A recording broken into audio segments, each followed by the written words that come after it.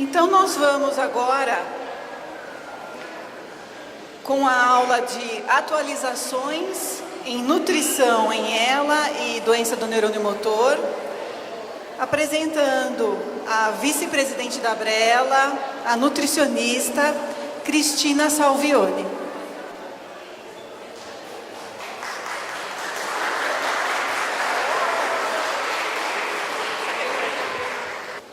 Olá pessoal, bom dia a todos.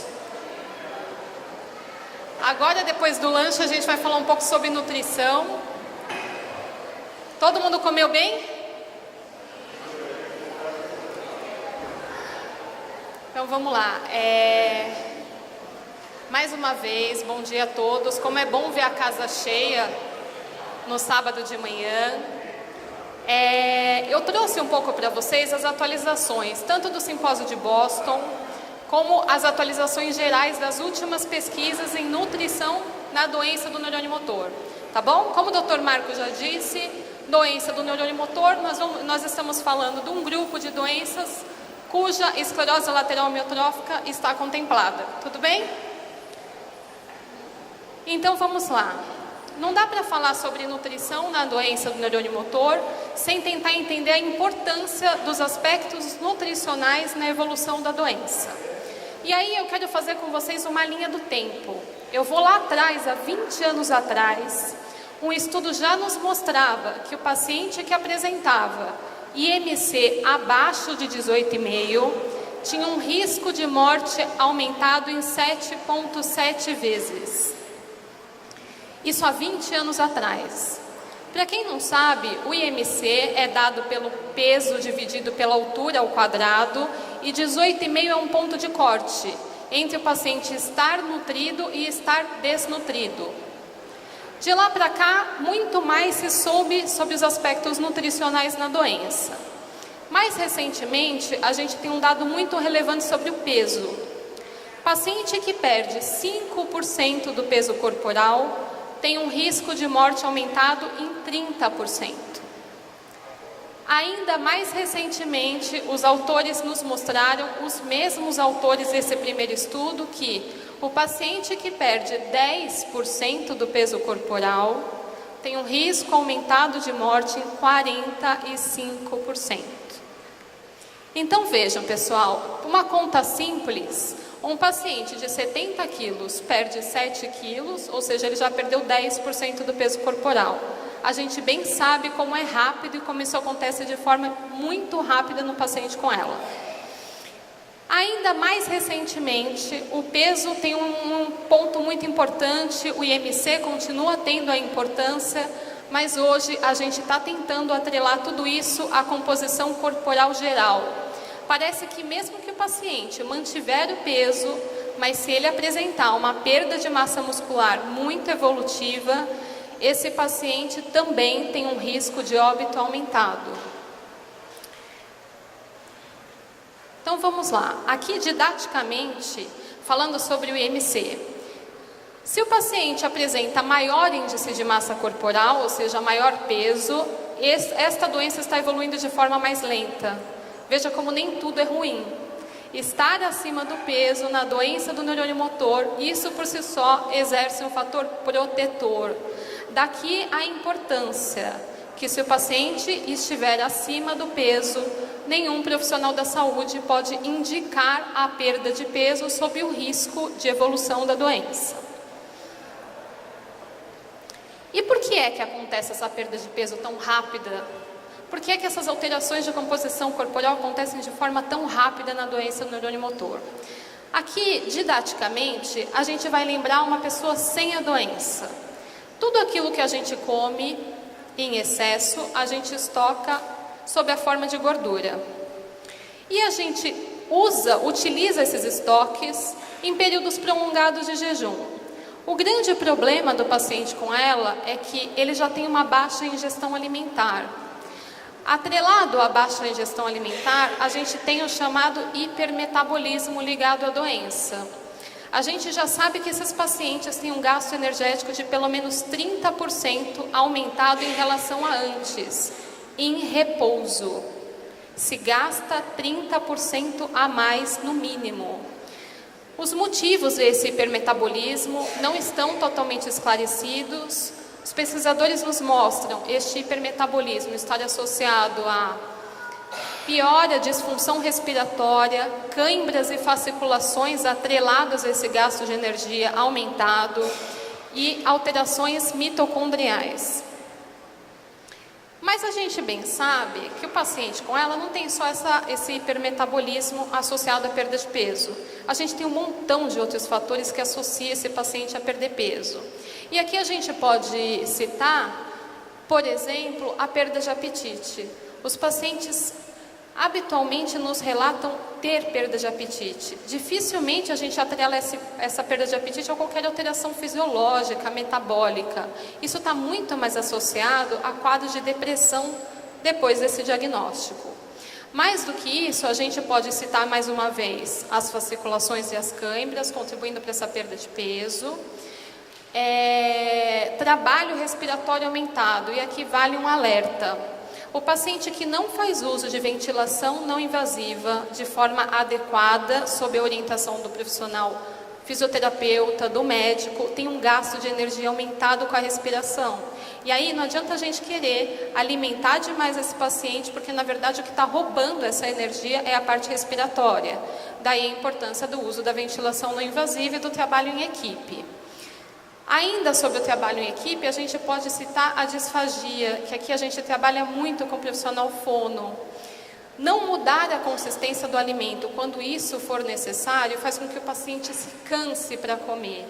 Ao se cansar para comer, a gente está tendo maior gasto de energia.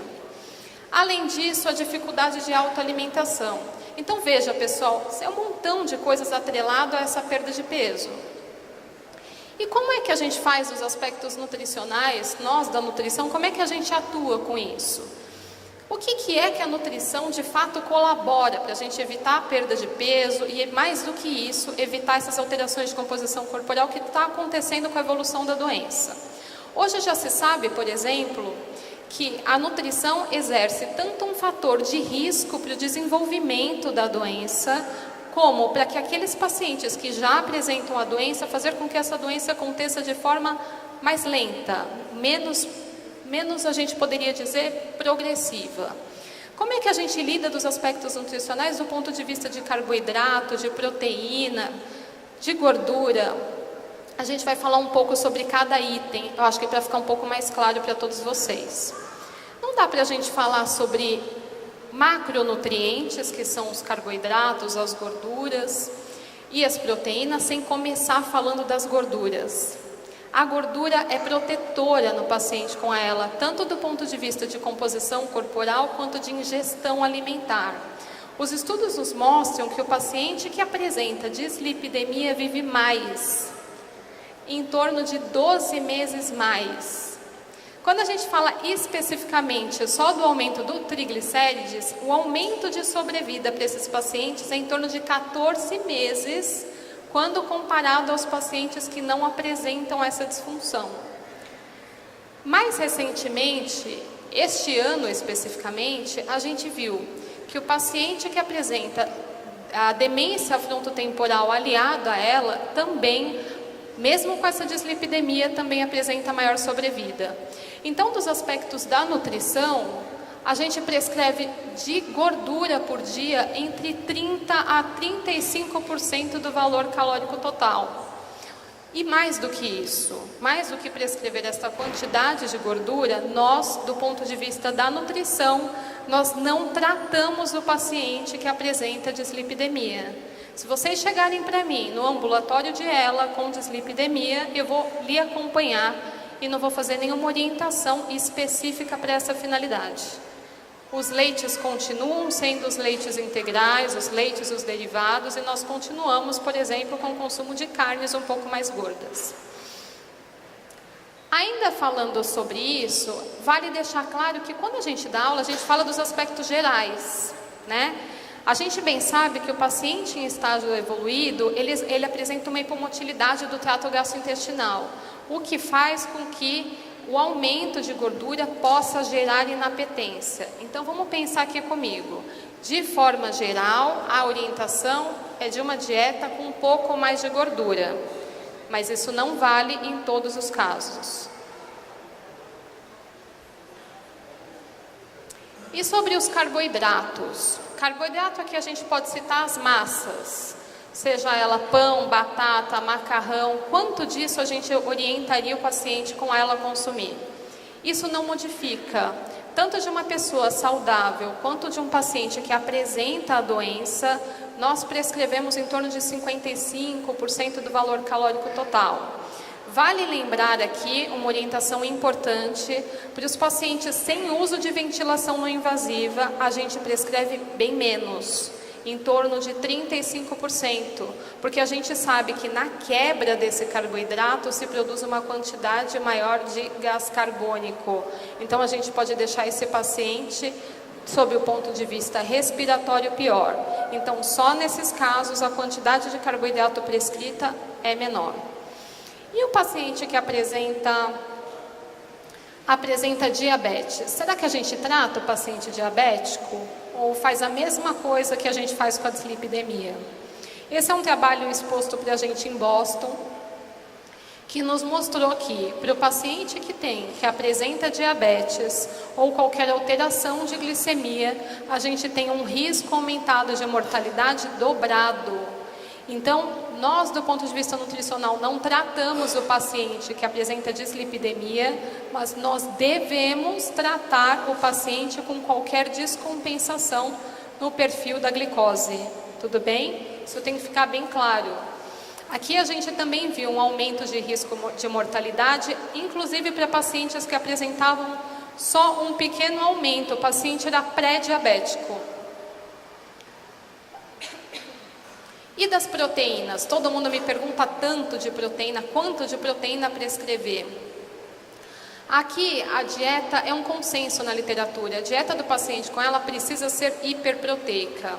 A gente orienta esse paciente em torno de 1,2 a 1,5 gramas de proteína por quilograma de peso por dia, chegando até 2 gramas de proteína por quilograma de peso por dia quando o paciente faz uso de anabolizante. De forma prática, o que isso quer dizer?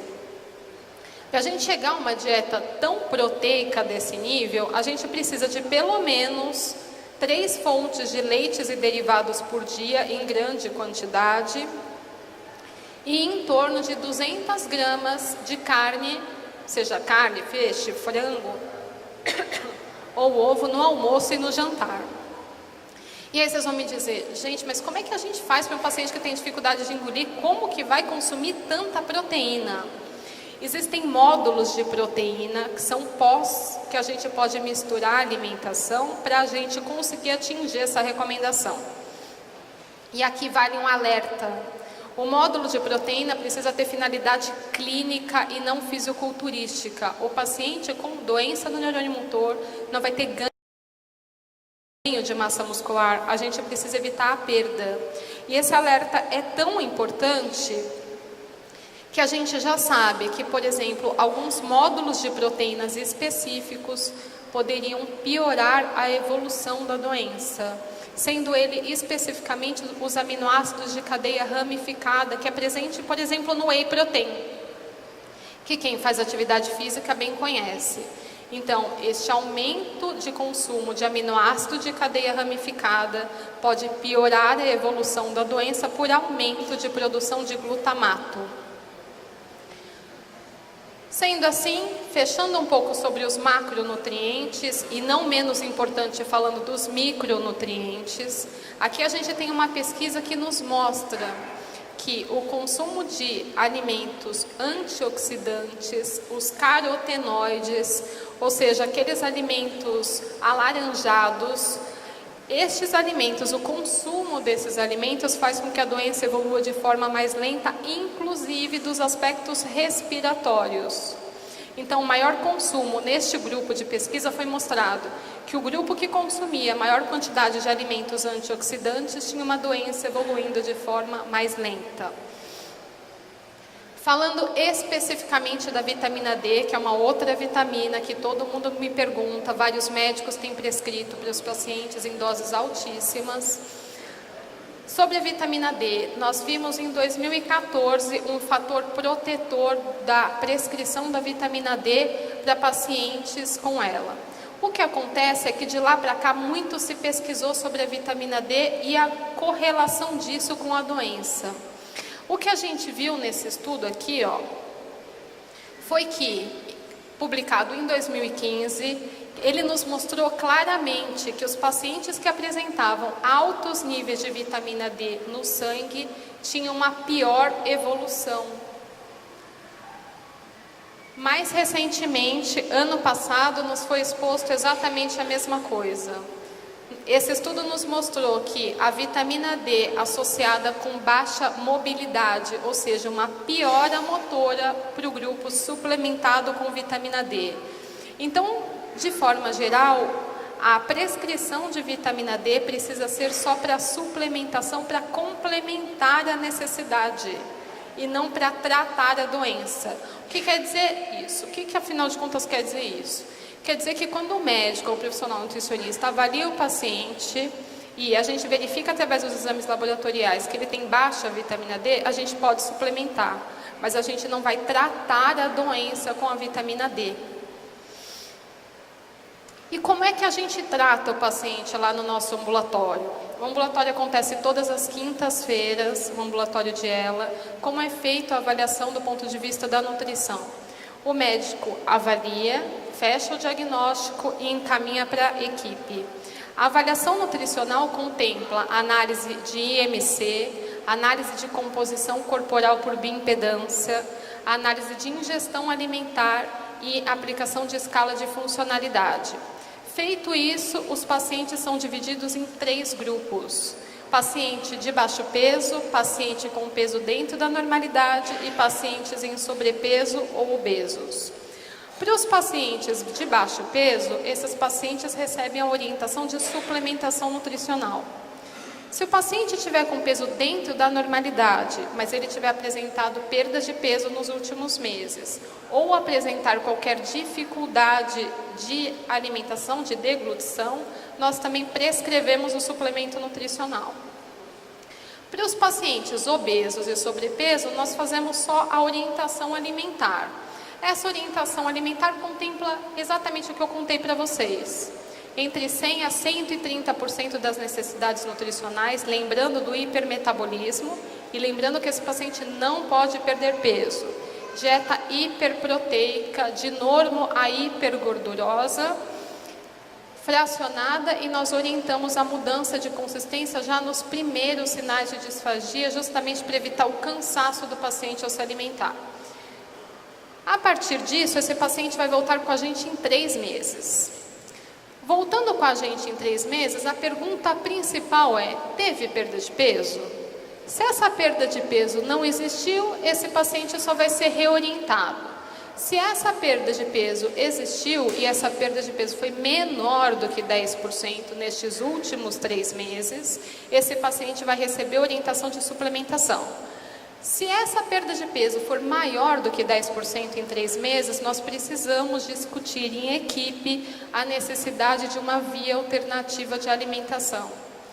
Como a doutora Adriana bem disse, a indicação de via alternativa de alimentação contempla uma equipe multidisciplinar, que envolve tanto o médico quanto os demais profissionais da equipe, nutricionista, fisioterapeuta e fono. A fono me diz se esse paciente apresenta uma disfagia moderada. Se ele apresentar, ele também precisa de indicação.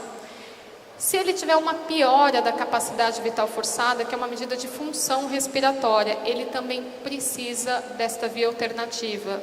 Vale lembrar que estes fatores não precisam estar associados. Qualquer um destes fatores expostos separadamente para a gente faz com que a indicação exista. É por isso que a indicação da via alternativa de alimentação tem sido cada vez mais precoce, porque nós precisamos manter esse paciente bem nutrido.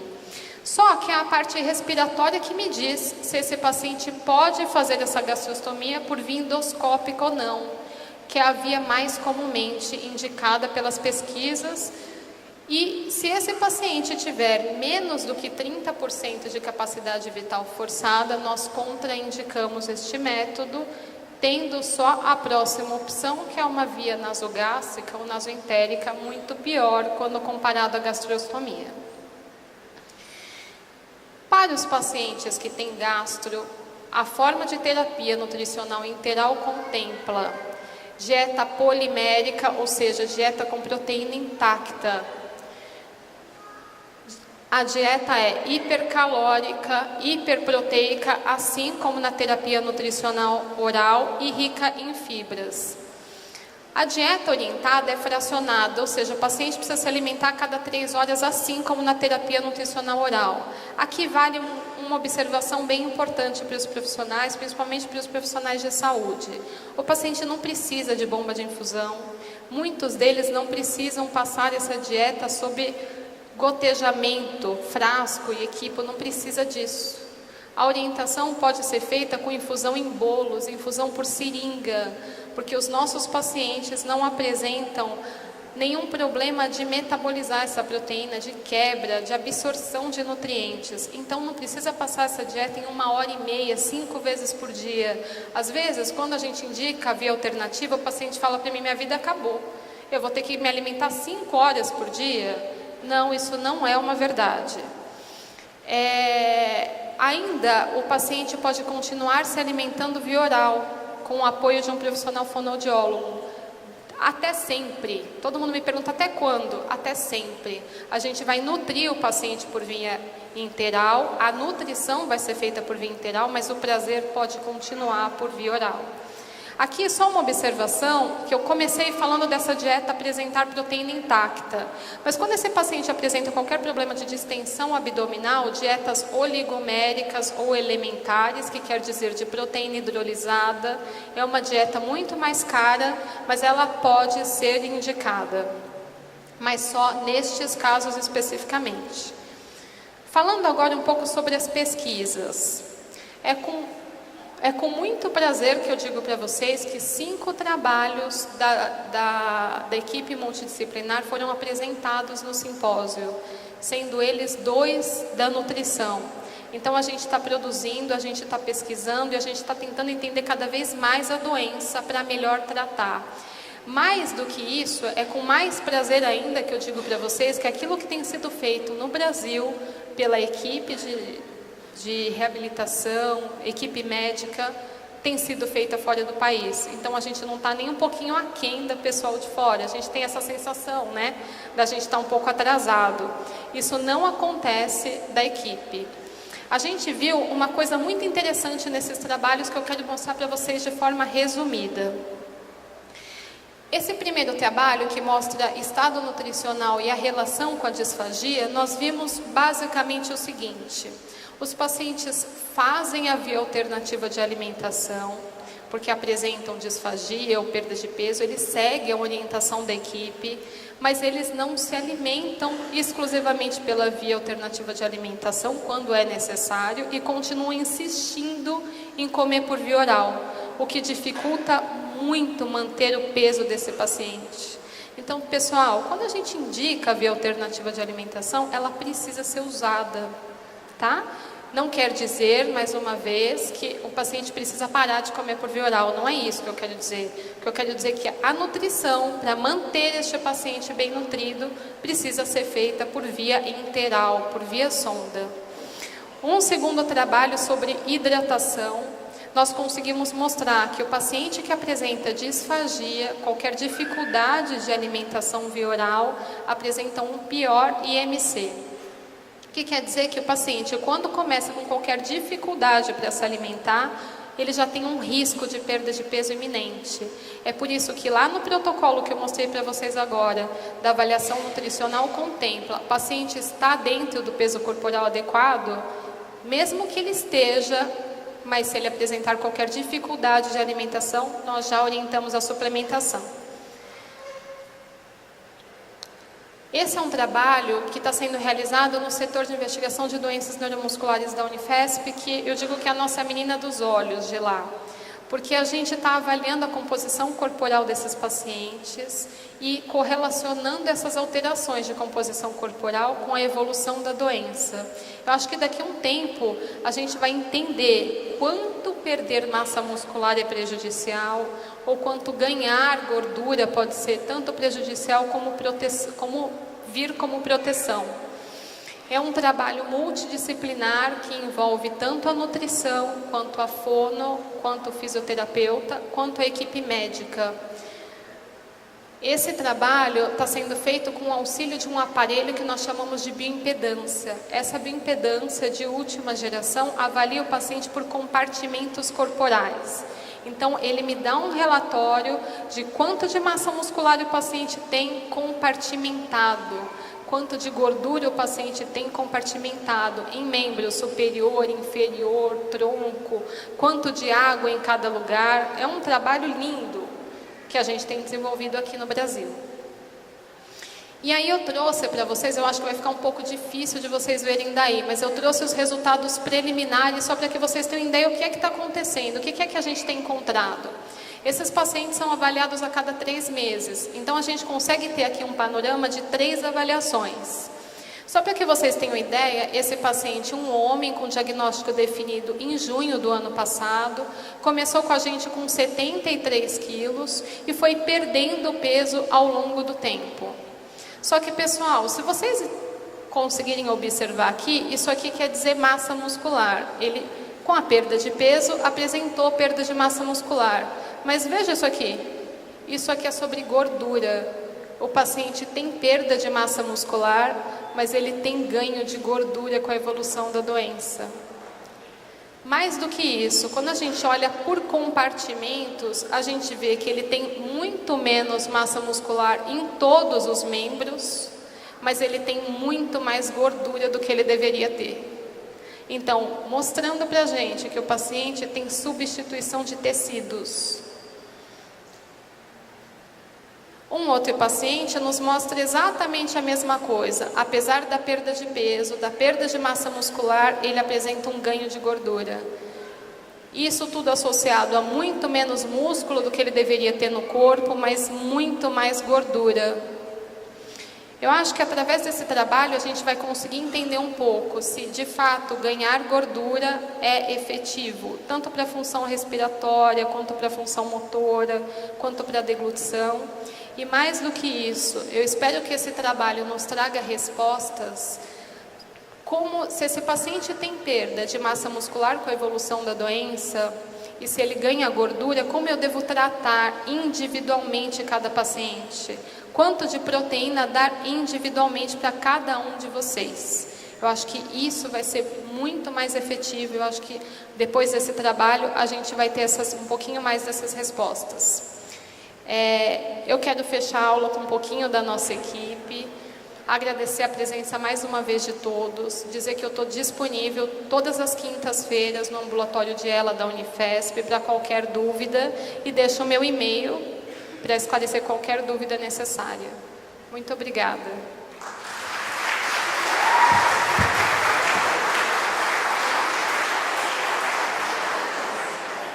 Gratidão, Cris.